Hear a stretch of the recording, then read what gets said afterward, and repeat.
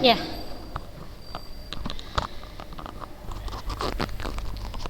bismillah. Assalamualaikum warahmatullahi wabarakatuh.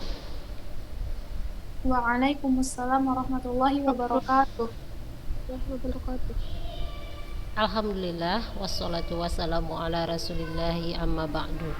Apa kabar anak-anak ustazah kelas 9? Alhamdulillah. Alhamdulillah. Udah ini ya kak ya. Udah siap untuk ujian akhir lah ini ya.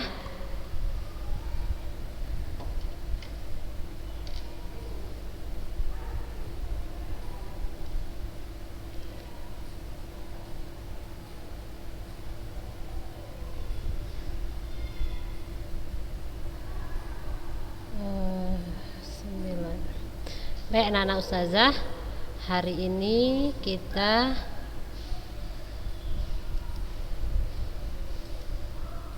baru berapa orang ini?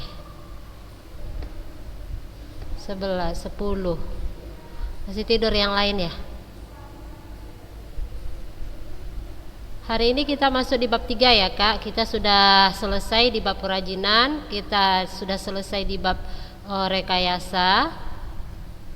Kita masuk di bab 3. Di bab 3 kita akan mempelajari tentang budidaya. Nah, anak-anak ustazah, di semester lalu, di kelas sebelumnya, kita juga sudah mempelajari tentang budidaya. Nah, sekarang ustazah tanya, apa itu budidaya kakak? Silahkan buka lagi catatannya boleh. Siapa yang bisa jawab? Apa itu budidaya? Kegiatan atau usaha yang bermanfaat Apa kak? dan menghasilkan. Coba diulangi anak ustazah.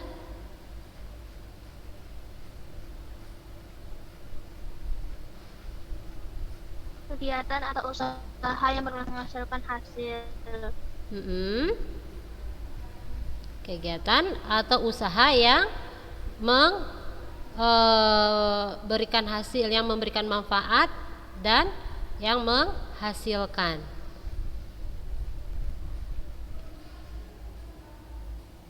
Seratus tujuh puluh delapan.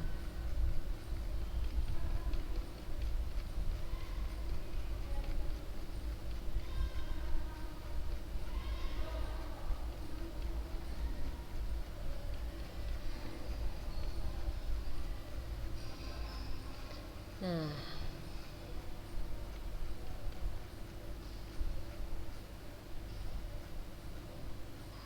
puluh.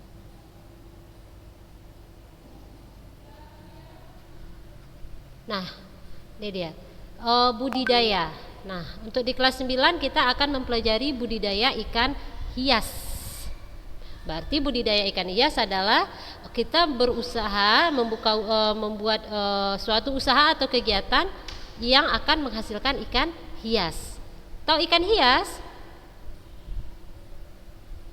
Tahu. Nah, coba sebutkan sama ustazah kalau memang tahu contoh-contoh nama ikan hias. Siapa yang bisa?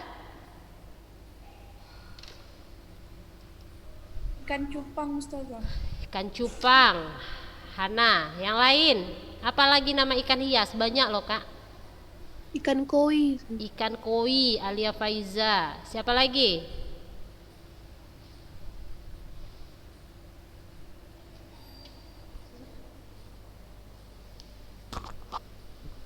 Siapa nanti? Hah? Oh, udah. Terus yang lain, ikan cupang, ikan koi, apa cuma 2 ikan itu saja? Ikan arwana. Ikan arwana. Terus ikan apa lagi? Ikan mas koki. Ikan mas koki. Ikan gupi ya. Ikan gupi. Apalagi? Banyak lagi jenisnya ya kak. Ustazah. Ikan lohan. Ikan lohan.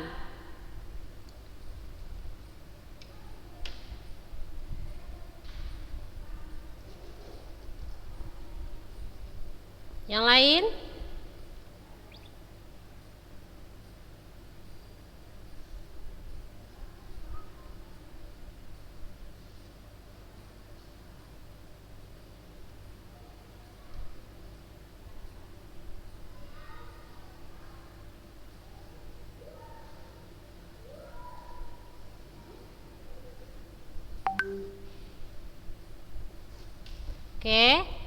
Banyak ya Kak jenis ikan. Siapa yang di rumahnya ada berbudidaya ikan hias? Coba. Ada punya akuarium, punya kolam. Siapa yang ada di rumah berbudidaya ikan hias?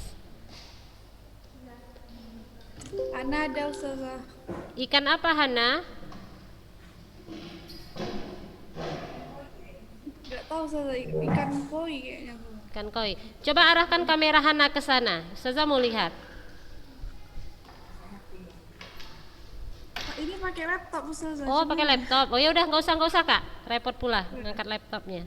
Oke, baik, gak apa-apa. Yang lain siapa? Yang di rumah punya usaha punya kegiatan budidaya ikan hias. Kalau sekarang ya Kak ya, sejak ada pandemi ini hobi-hobi tersalurkan ya. Ada yang hobinya ikan hias, ada hobinya tanaman hias, ya kan? Ada hobinya ternak yang lain, ya masih banyak dan tersalurkan. Kenapa? Karena sekarang kita dikasih banyak waktu luang di rumah ya, jadi bisa menyalurkan. Kalau dulu orang kan sibuk kerja, pergi pagi pulang sore. Kalau sekarang kan dibatasi kegiatan di luar, jadi bisa menyalurkan hobi-hobinya. Nah, kalau anti bertiga ini apa yang punya ternaknya di rumah? Ayam apa Kak? Ayam kampung. Anti? Nazmut kan? Anti Kak? Apa yang mati? Oh, ikan. Kenapa bisa mati? Nggak dikasih makan, nggak dirawat atau kayak mana? Tiba-tiba mati gitu, tiba-tiba wafat. Padahal udah karena ya udah ada racun besi kalau udah ada kasih pakan. Nanti kasih makan kebanyakan. Kasih makan. Dikit-dikit. Tapi kadang-kadang ada anak sama bangun yang masih banyak kasih kebanyakan. Dia kalau ikan ini kalau dikasih makan kebanyakan pun dia mati Kak. Apalagi dia di tempat di akuarium atau di wadah yang tidak ada airnya, sirkulasi air. Jadi kita gantinya memang tuang gitu kan, tidak ada gelembung-gelembungnya itu. Jadi kalau kebanyakan makanan biasanya dia pun mati. Nah, ya anak-anak ustazah. Nah, kalau untuk ikan hias peluangnya sangat besar ya, peluangnya sangat besar di dalam kegiatan budidaya. Kenapa? Peminatnya tidak hanya di Indonesia, sampai di luar negeri pun ya, di mancanegara pun peminat akan ikan hias ini sangat besar ya, sangat banyak ya Kak ya. Makanya terjadi kayak ikan itu kan makanya jadi cantik, kayak ikan apa tadi, ikan cupang, ikan koi, dan ikan lain-lainnya itu. Kalau kita lihat dia ikan aslinya gitu, dia biasa saja. Nah, kenapa ada warna-warna yang menarik gitu ya kan Kak? Itu kan terjadi persilangan. Nah, persilangan itu siapa yang melakukan? Itu adalah petaninya, peternaknya gitu. Nah, jadi dibutuhkan orang yang profesional di bidangnya, orang yang memang paham dia, maka dikawin silangkan antara ikan koi yang satu dengan ikan koi yang lainnya. Nah, mendapatkan warna yang baru. Ya. Nah, jadi tidak hanya di dalam beternak ikan ya, anak-anak ustazah, kita bisa menghasilkan jenis-jenis yang baru. Misalnya di bunga, persilangan bunga gitu ya kan. Kita juga bisa menghasilkan bunga yang baru dengan cara apa gitu. Entah kita kawin silangkan dengan cara distek ya dan lain sebagainya. Nah, kalau untuk ikan juga begitu. Nah, kenapa ikan ini dibilang ikan hias ya kan? Karena ikan ustazah, kenapa harus dibilang ikan hias? Nah, kenapa? Karena dia memiliki bentuk tubuh yang unik ya. Tubuhnya unik, warnanya beraneka ragam ya, dan biasanya dijual sesuai ornamen atau hiasan di dalam, sebagai ornamen atau hiasan di dalam akuarium ya. Jadi akuarium itu merupakan salah satu barang pajangan di dalam rumah ya. Nah, supaya akuarium itu tadi cantik, ditambahlah ikan di dalamnya warna-warni, selain diisi dengan tumbuhan yang menarik ya Kak ya. Nah, ikan adalah yang lebih utama sebagai daya tariknya si akuarium tadi. Nah, Apa jenis-jenis ikan hias itu? Nah, tadi sudah dibilangkan. Hana tadi bilang ada ikan koi ya, ikan koi. Nah, ikan koi ini anak-anak ustazah pertama kali dikembangbiakkan di Jepang. Ya. Nah, mereka mengembangbiakannya dari ikan mas. Jadi pada awalnya dia berasal dari ikan mas. Dikembangbiakkan, dikawin-kawin silangkan ya, maka terciptalah warna-warna koi yang menarik. Ya, ada yang hitam putih, oranye putih, hitam orange, ya, merah dan lain sebagainya warnanya. Nah, ikan koi ini adalah ikan hias dari air tawar. Nah, dia bisa kita pelihara di kolam, bisa kita pelihara juga di akuarium. Nah, di mana daya tariknya si koi ini? Yaitu pada warnanya. Ya, warna-warna yang menarik dan indah, unik gitu ya, Kak ya. Kita kan sering lihat ikan, tapi warna kalau kayak ikan mas ya warnanya orange gitu rata ya kan, atau warnanya hitam rata. Nah, kalau si koi ini bisa dalam satu ikan itu ada warna putihnya, ada warna merahnya, ada warna hitamnya dan lain sebagainya. Nah, kalau untuk si koi di dalam kegiatan budidayanya anak-anak ustazah dia lebih membutuhkan ruang gerak yang luas ya. Jadi dia lebih cocok kalau dihidup di kolam ya, dibudidayakan di kolam. Kalaupun dia di akuarium ya, jadi tidak bisa di dalam akuarium itu banyak ikan. Kenapa? Nanti dia ruang geraknya sempit.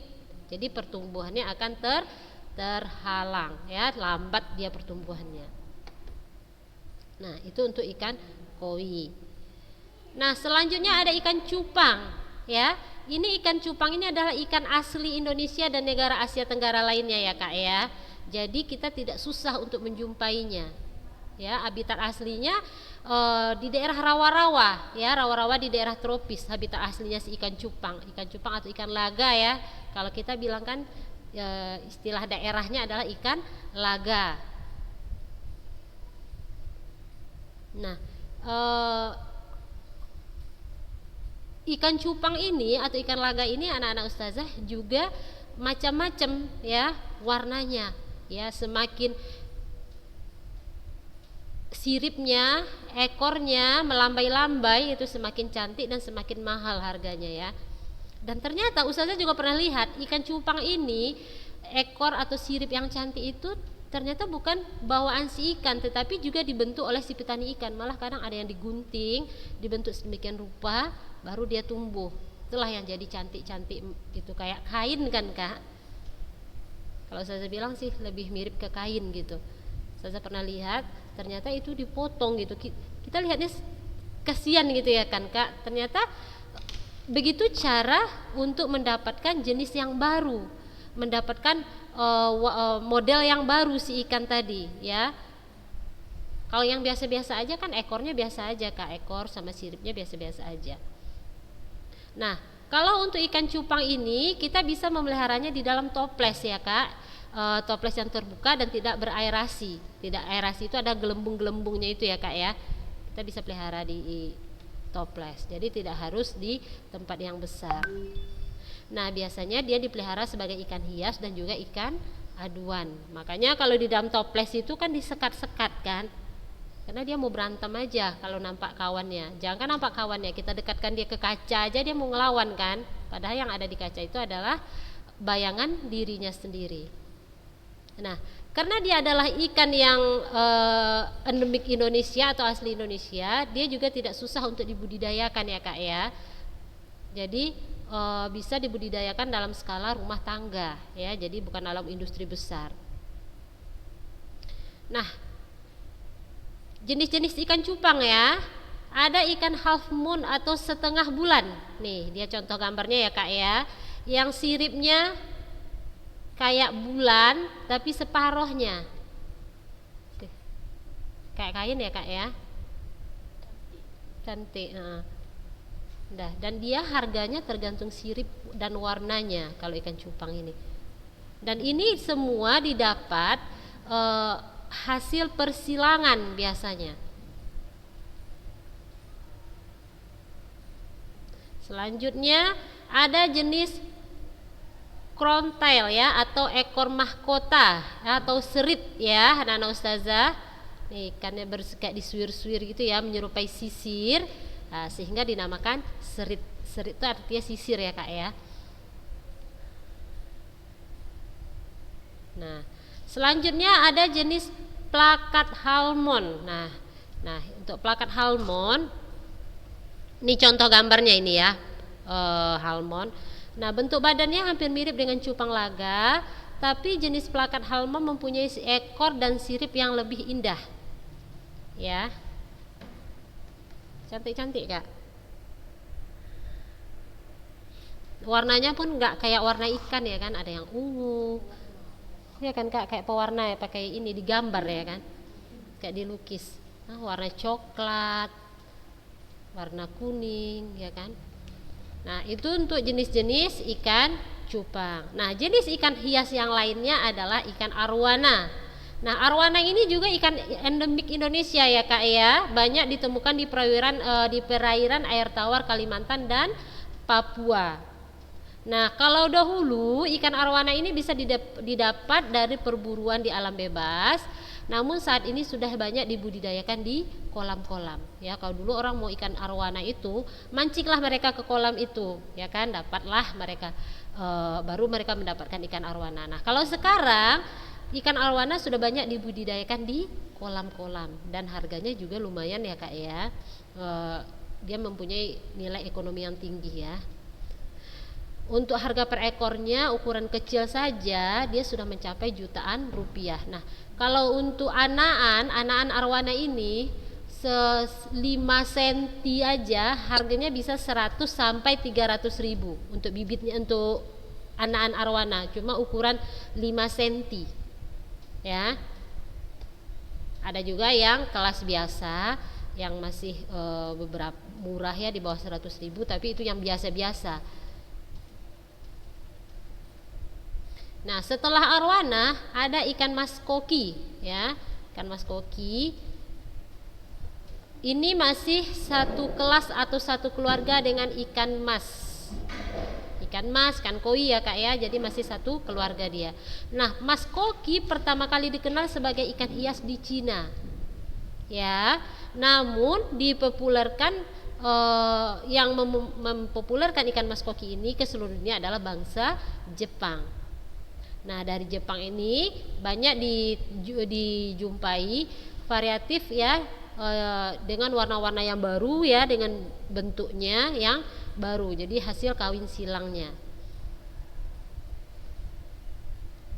Nah, kalau di Indonesia sentra produksi terbesarnya ada di Tulung Agung. Tulung Agung itu di Jawa Timur ya Kak ya. Jadi sentra terbesar produksi ikan mas koki. Nah, kalau untuk harga dia cukup relatif cukup murah ya, relatif murah ya anak-anak ustazah. Nah, kalau ustazah membilangkan ikan mas koki ini ikan bodoh. Kenapa ustazah bilang ikan bodoh? Dia kalau kita kasih makan, dia makan aja. Terakhir perutnya kekenyangan dia terbalik kan, perutnya ke atas. Dah terlalu kenyang, terbalik dia. Dan juga ikan yang jorok. Kalau ustazah bilangkan ya, ikan mas koki ini lucu memang. Gembul-gembul ya kan Kak. Nah, ikan selanjutnya adalah ikan gupi. Ya, ikan gupi ini berasal dari wilayah Amerika Tengah dan Amerika Selatan. Nah, untuk ikan gupi ini dia sangat mudah beradaptasi sehingga cepat meluas penyebarannya ya, serta mudah dibudidayakan. Ya. Untuk saat ini gupi dapat ditemukan di berbagai perairan air tawar di Indonesia ya anak-anak ustazah. Ikan gupi pun berproduksi secara internal dan melahirkan anak yang langsung berenang dengan baik ya. Jadi dia tidak susah untuk perkembangbiakannya. Nah, dalam satu kali kawin dia bisa menghasilkan 60 burayak atau anak-anak ikan kecil itu ya. Nah, dia bisa satu kali kawin itu dia bisa menghasilkan 3 kali kelahiran dalam waktu 3 minggu. Jadi dia merupakan ikan yang mudah berkembang biak. Nah, jenisnya pun macam-macam gupi ini ya Kak ya. Nah, selanjutnya adalah ikan lohan ya, ikan lohan.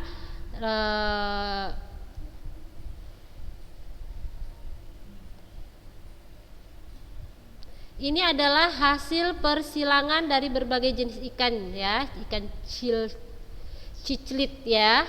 Kalau lohan pertama kali dikembangkan di Malaysia ya.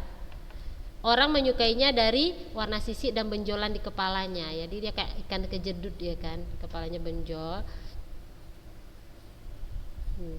Setelah itu ada ikan diskus. Ya, diskus berasal dari perairan Amazon. Disebut diskus karena apa? Karena bentuknya seperti piring atau dish ya, piringan atau dish dengan warna-warni yang atraktif. Nah, ini ya ikan diskus ya. Kalau pernah menjumpai anak-anak ustazah, ini jarang kita jumpai, tidak sefamiliar mas koki, tidak sefamiliar ikan laga ya. Cuman ikan ini dia bersifat tenang ya. Dia ini ikannya sifatnya tenang dan gerakannya lambat sehingga disebut ikan raja akuarium. Nah, untuk ukurannya paling besar bisa mencapai 15 cm ya. Anak-anak ustazah, yang paling besar ikan ini cuma 15 cm. Ikan diskus.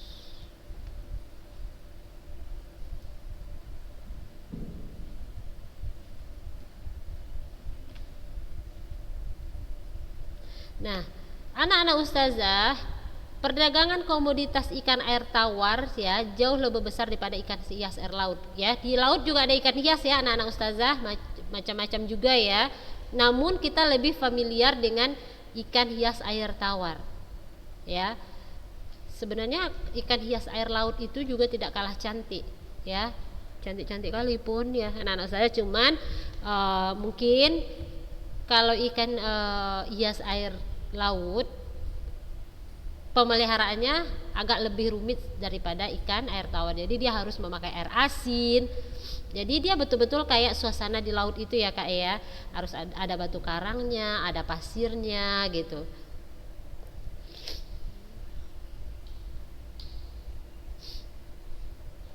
Baik, sampai di sini ada yang mau ditanyakan kakak-kakak?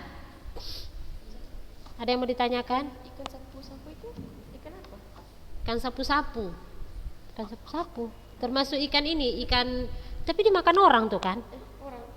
Tapi kan Anda sering nengoknya dia itu di akuarium itu juga ada tuh. Untuk pembersih dia. Tapi dimakan orang nggak itu? Ustazah pernah lihat kan dimakannya, dikulitinya kak, tapi yang besar gitu. Nengok di acara unyil atau apa gitu, dikulitinya itu kan keras sisiknya itu. Habis itu dimakan dagingnya yang besar. Itu biasanya ditaruh orang di akuarium untuk pembersih kaca. Makanya dia dibilang ikan sapu-sapu ya, kerjanya membersihkan ya kan, kayak sapu. Biasanya itu banyak di air apa? Di rawa-rawa banyak ikan sapu-sapu itu. Atau di sungai juga ada. Dia makan debu ya, Zat? Makan inilah lumut-lumut yang ada di apa itu di akuarium itu. Kalau di rawa ya makan lumpur-lumpur itulah dia. Ayo kakak-kakak, ada yang mau ditanyakan yang lain?